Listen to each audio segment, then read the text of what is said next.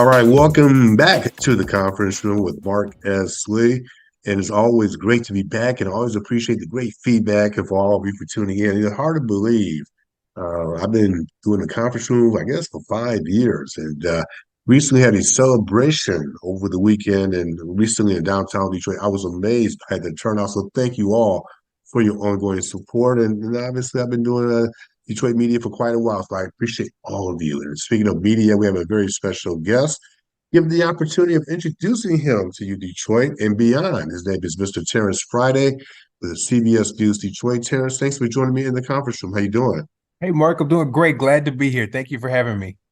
It's awesome to have you.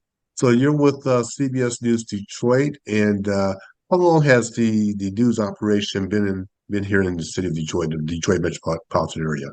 So we are actually a new operation. CBS has been here for many years, but they haven't been producing news since I believe the late 80s, 90s. So we just did a relaunch in January. So we've got full newscasts. We brought in a bunch of people, including myself, and we just hit the ground running. And I'm excited to be part of the team and excited to be here in the Motor City. Well, we're going to come back and unpack that a little bit. So, it's my understanding you're from Minneapolis, St. Paul. Is that right? Yes, that's right. I'm from So, Minneapolis. I was born in Jackson, Mississippi. That's where my family's from. But I okay. grew up in Minneapolis. So Minneapolis is home. But I just recently came back from the South. I was in Dallas, Texas before landing this job here in Michigan. So I'm no stranger to the snow. However, it's been a while. So it's been a bit of an adjustment. I can't lie. I actually lived in Minneapolis. I know you and I had a brief conversation. I lived in Minneapolis, Minnesota, and I lived in downtown Minneapolis, I believe. Yeah, downtown Minneapolis. And then ultimately I moved out to West Bloomington before I ended up back in Chicago and ultimately back in Detroit. It's a great, great area, beautiful area. But you're right, a little bit of the snow, the cold, a little bit on Oof. the intense Man, side that snow is sometimes. brutal out there. It is like on another level. And it's funny when you grow up and get away. I come back and I'm like, how did I wait on the school bus out here in this? Because now I Yeah, out there, I'm like, this is terrible. But so yeah. far, Michigan has been great. The snow, we had some rough days, but it's nothing like what Minnesota has to offer. But that's good to hear. So let's talk about your journey in terms of getting into the news business. How did you end up in the news business from being an anchor slash reporter? I'm really an anchor now. So what's interesting for me is this is a journey that started actually way back when I was in the fourth grade. Hmm. So we would do current events assignments in class. Also, something that's interesting about me is it's funny that I do what I do, talking to millions of people every day, but I'm actually a little bashful at times. I don't, like crowds. And some people are always like, how does that work? I'm like, I don't know. It's weird. But that was always the case, even in school. But when I would do the current events assignments, it's like I lit up and I was so happy to present to them what I was able to go research and find. Also, mind you, this is before Google and internet and all of that stuff. So Yeah. I would actually have to go find things that were happening around the country and world and present it to the class. And then from there, I was like, I like this. And then I started watching the news to see how they did things. And Hmm. then I had a teacher, that same teacher, she told me, you're going to be a reporter one day. And I was like, yeah, I think so. So I just stuck with Really? it. So from there, I would watch the Power Rangers every day and the nightly news. Power Rangers and the Naggy News. What a Yep. combination. I know. How does that work, right? But that's exactly the order that I would watch it in. And I just loved being able to see what they were doing and how they were presenting it.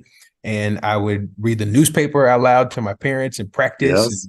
I just was really honed in on what I knew I wanted to do. And by the grace of God, I've been able to carry out that dream. So I'm very proud of that. It's funny you say that though. I'm a newsaholic, and people who know me here in Detroit know that.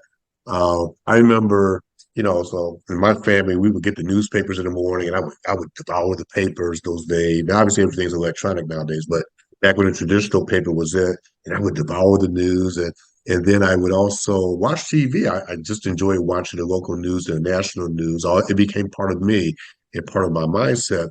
And then people ask me, how did I get into media and things like that? Although today it's not about me, it's about you. But my brother worked in Detroit radio for 30 years. And I used to listen to all of his broadcasts, like all of his shows, like, disc jockey as they would call those days. And that stuck with me. And then when I got the opportunity of doing it was fun. And I've continued to do it. Obviously, I have a business, I run a business, I talk business all the time. But I think we have the opportunity of communicating like you do, like you said, to millions of people on a daily basis. That's got to be significant for you. And you're living your dream by doing what you want to do since the fourth grade. Yes, I am, and I'm so grateful for that. And because I'm able to do that, that's why I'm also very passionate, Mark, about telling other people when they have any kind of dream to Hmm. pursue it. Because there were a few people when I told them what I wanted to do or what I would do, they're like, I don't know about that. And I did it. So I always tell people, regardless of what it is, if you have that dream and you know that that passion is in you, you put in the work, you can make it happen. Well, let's talk about your journey to Detroit. You came here from Texas, if I recall. You just said earlier in this conversation. How did you end up in Detroit? Not in terms of why you left Texas, but why Detroit? So I was in Texas for 3 years, almost a little more than 3 years. I got there shortly before the pandemic started. And at Hmm. that television station, I was on the morning shift. So that meant that I started at 3 a.m. Mm. I'm not a morning person, Mark, I know that feeling. but I wanted to get to Dallas really bad. So I took the opportunity and I made it work. But being there, we also experienced the pandemic, and it was just a rough experience overall for a lot of different reasons. And I made the decision to walk away. They had offered me a contract extension to stay, but there were things going on that I wasn't happy with. So I knew I put in too much work. I feel like I'm losing myself. I'm not happy in this situation. So I'm going to just let my faith go out and see what happens. So Yeah. with that, I waited and I gave up the opportunity to have a job there for me and took the chance to see if something will work out. And I had a couple things that popped up along the way, but those they weren't right. I'm a big believer in feeling when something is right. Hmm. And one day my agent called me and he says, Detroit wants to talk to you. And I'm like, really? I didn't have that on my radar at all. I wasn't even Right. thinking about Michigan or Detroit. I was kind of trying to stay more south where I was or stay in Sure. Texas since I was already there. But I wanted to talk to them. And it was an interesting conversation because I saw that they didn't have news. So I'm like, well, what is it? What are you doing? And everything was just totally brand new. But when I talked to my managers, who I absolutely love, I Hmm. just felt something that was drawing me there. Good. And I knew that this was the right decision. And so far I can tell that it was. So I'm really, really excited to be here in the Motor City. They told me about what they were trying to do. I love the Hmm. fact that they're thinking ahead of the curve because we see a lot of things changing, Mark, obviously with streaming and the internet. And, we would be foolish to think that the news won't change eventually too, because the days of people crowding around the TV to watch the nightly Yeah. news are pretty much over.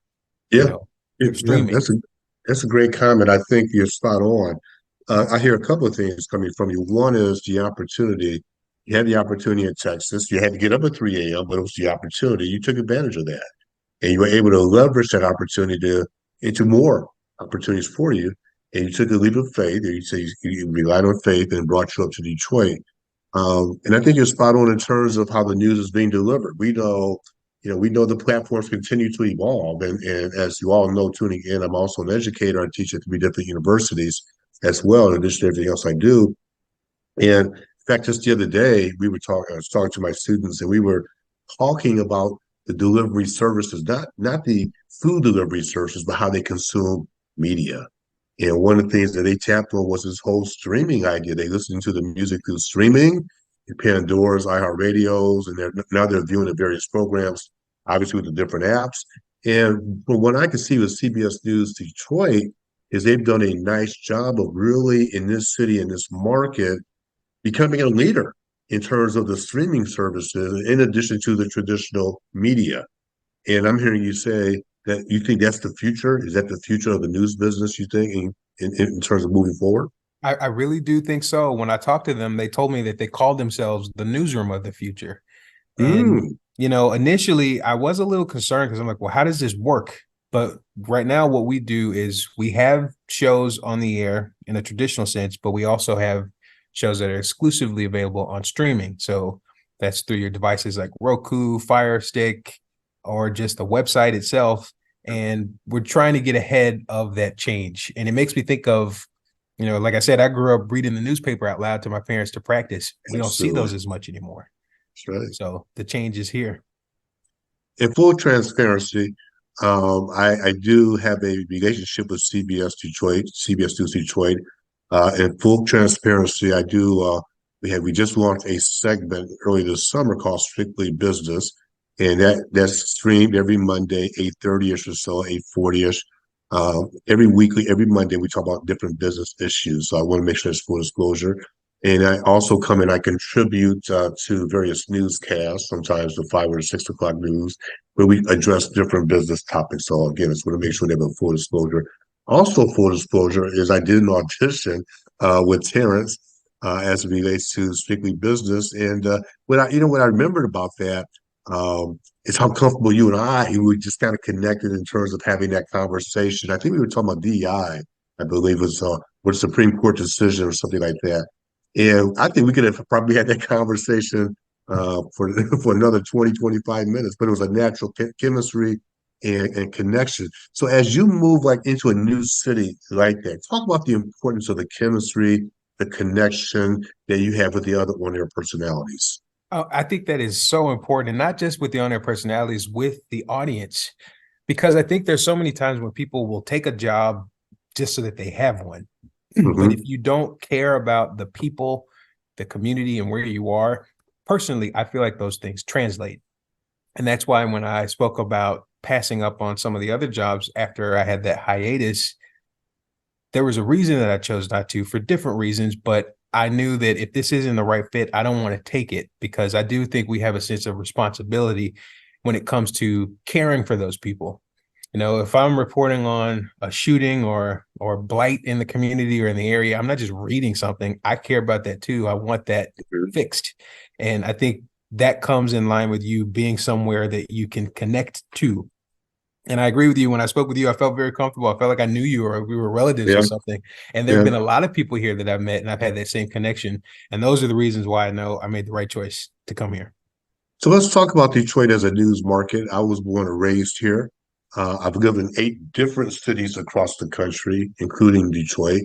And, many people have called Detroit a great news town, one of the best news cities in the entire country. Being here for a short time, what is your take on this market in terms of it being a news city, a news town, the content?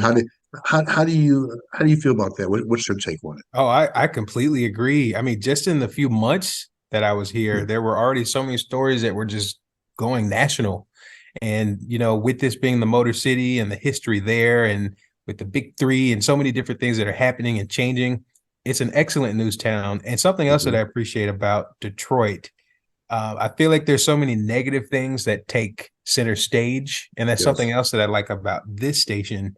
We are embedded in the community, and there's certain things that we have to talk about that we can't avoid, but we also try to make sure that we are highlighting local people, businesses, and things that are positive because that's part of the news too. And when you have these platforms that are only pushing negativity and only showing the worst, a lot of people have those concepts of those areas, places, people, or things, and that's not necessarily the truth. So that's another reason why I'm proud to be part of this team because they take So a let's conscious effort in making sure that's not the case. and let's talk about that. Let's talk about the perception, the news perception. I mean, Detroit is certainly enriched in history. It's a legendary city. Many news broadcasters have come out of this great town, the great city. It is the Motor City, Motown, things like that. But what makes the launch of CBS News Detroit? What makes this stage? You kind of alluded to it. Let's just unpack it even further. What makes it unique, really unique, from the other stations that have been cemented in this town? I think it's like I said, the fact that we are embedded in the community. So one of our slogans is we're on your block around the clock. So that Hmm. means we're out there, we're finding everything that's happening and bringing you that information, whether that's good or bad. because again, sometimes with a newscast or any kind of publication, a lot of times you just see murders, shootings, Right. so many horrible things, and those things happen. But there's also a young man who's spearheaded an organization that's giving back to the community or changing the way it looks, or there's a woman who's taken it upon herself to help young people become the scholars that they need to be so they can change the future. And we make an effort to tell those stories as well. And we're able to do that even more because we're not limited to that quick time constraint of a traditional newscast. With the stream, Mhm. we keep going. And I love being able to do that. That's always been important to me, just even as a Black male.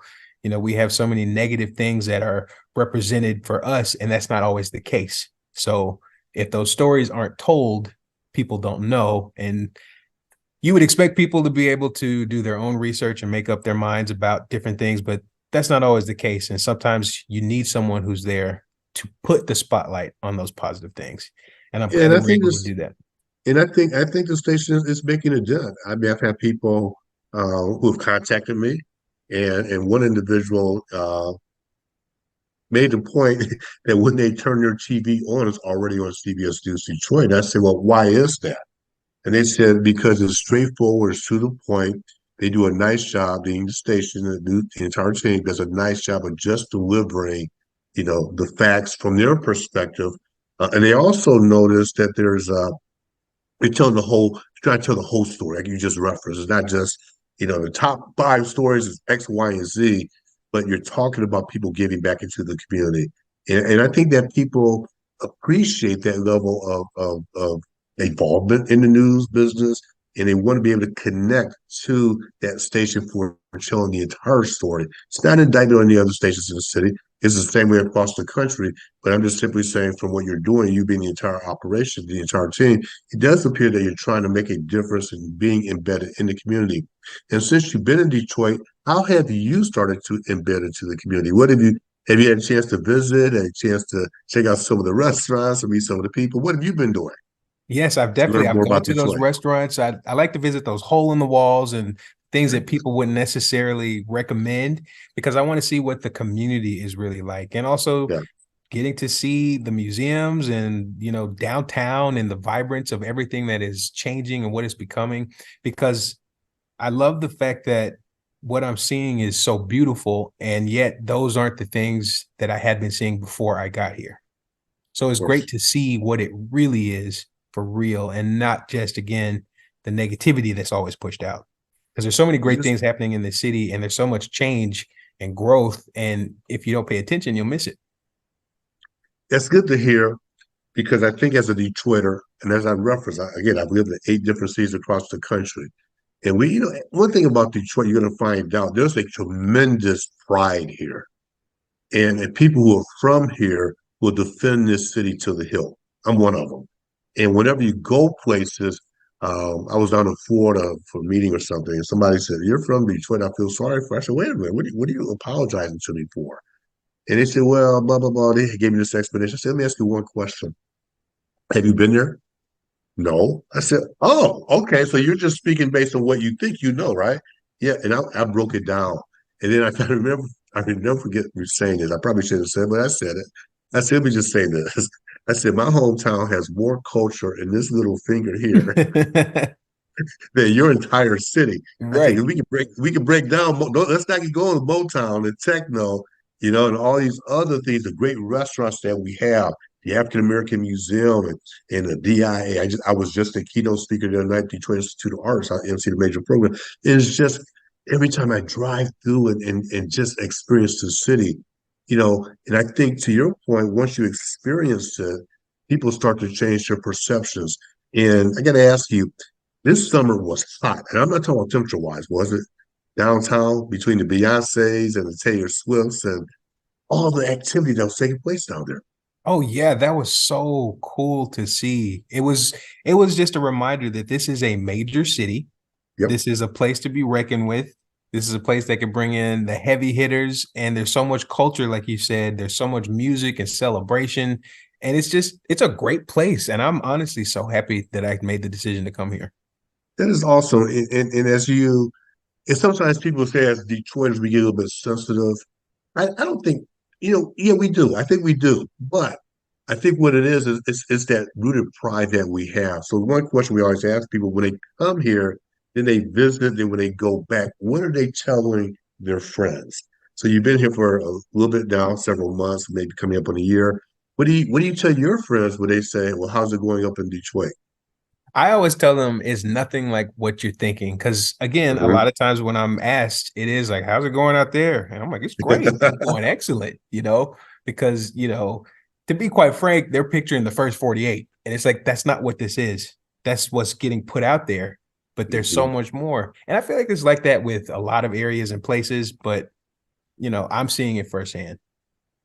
Well, you're seeing it too with the Lions winning the football game the other night. You've never seen a pride like that, have you? It's just I tell the story if the Lions ever win a playoff game, there'll Yeah, be a let's parade let's down. start small. But I always tell people if the Lions ever got to the Super Bowl or even won a Super Bowl, the last championship, the Red Wings won. I think we had over a million people, 1.2, 1.3 million people downtown celebrating. Multiply that by two. Multiply that by two in terms of they had a significant following. But I think that's why you hear this thing called one pride. One pride that ties directly into how Detroiters and Metro Detroit, the state of Michigan, are such a significant pride. Yes, Um, and their pride was there with the Lions before they even won, which was also great to see. People were already behind them and rooting for them, yeah, which again is synonymous with everything that I'm seeing with this city. yeah. So in terms of getting involved in the community, I understand that you're a member of a fraternity as well. Talk about the fraternity that you're a member of, I and mean, only the best and the finest that there is, the same one I that you wonder are a what that part of, might my be. friend. It got And when you which came one? in, I said, that's why I liked you. Okay, it makes sense now. For those of you tuning in, I love all the Divine Nine. Absolutely. Absolutely, no question about that. But in case you all know, I'm a member of Alpha Phi Alpha Fraternity Incorporated, and Terrance is a member as well. Where did you cross? Where? I crossed the Gamma Upsilon chapter of Alpha Phi Alpha at Tougaloo College, which is where I went to school. And the backstory there is so again, I grew up in Minneapolis. I was born in Mississippi, but Minneapolis is home. And when it was time to graduate and decide where we wanted to go to school, I wanted to go to the U of M in Minnesota because that's where all my classmates were going. Right, the Golden Gophers. Right. And I had to do an exit interview with my counselor. And in that interview, I told her I want to be a journalist one day. And she said, okay, well, I think you need to choose something more realistic. I think we should go to the drawing board and figure out this and this. And she Yeah, recommended different things. My parents told me, you need to go to an HBCU. We need you to, figure that out. But again, I was being stubborn. All my friends are going here. I want to go. So I ended up taking a year off and working at a department store for a year hmm at Macy's. It was hmm my first job. And then I got tired of folding jeans, Mark. So I said, fine, I'll go. But that ended up being one of the best decisions that I ever made. I was able to meet some lifelong friends, pledge the greatest fraternity that exists. And again, it also set me on this path of my career because it was so cool to see the change of instead of being told I need to choose something more realistic, it was more Yep. of you better do it. And we are seeing you to it and we are rooting for you. So we can't wait to see you be that. So I'm just really proud of the path that I've taken and how God has just connected the dots, and it all has led me to where I am now. Yeah, that's awesome. And again, for those of you, we have fun with the fraternities and sororities, but they make a significant difference in the community. Each fraternity and sorority makes a difference. I just want to make sure that's crystal clear. And I always like to say too, we have different symbols and different colors. The core missions are pretty much the same. So yes, but as we begin to wrap up, just talk about how can people what watch you, what time of the day are you on, and how can they connect with you as well? Okay, so I am the midday anchor here at CBS News Detroit. So I start at 9 o'clock show. We have a bit of a lifestyle show where we're bringing in local chefs, some Mhm. performers, artists, and they come on. We talk to them about what they're doing, and then we have our noon show and also 4 p.m. But sometimes, we're all over the place. I may fill in here and there. We're just, here on CBS News Detroit. And then I'm on all social media, although I don't really use it often. I don't like social media. I feel like it, separates people and is affecting society. But I won't go on a rant. But anyway, I am on social media, so feel free to reach out there, and I look forward to connecting with you. And if you all have suggestions of things I can try or do, I would love to hear that as well. And yeah, I'm always looking to meet people, so let's connect. Well, let me just say about social media. I know I hear you. I know I kind of go back and forth on it.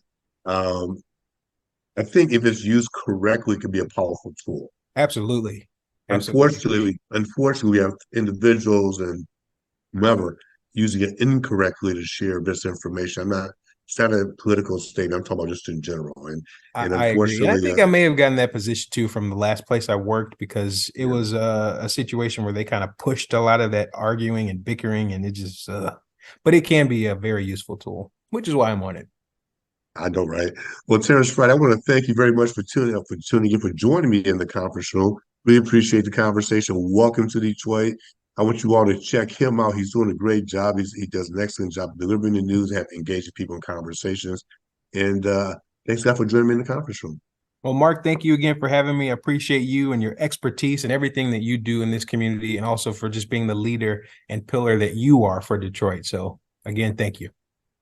And thank you all for tuning in. And we will check you out next time with another guest in the conference room with Mark and Slee. We'll talk to you soon.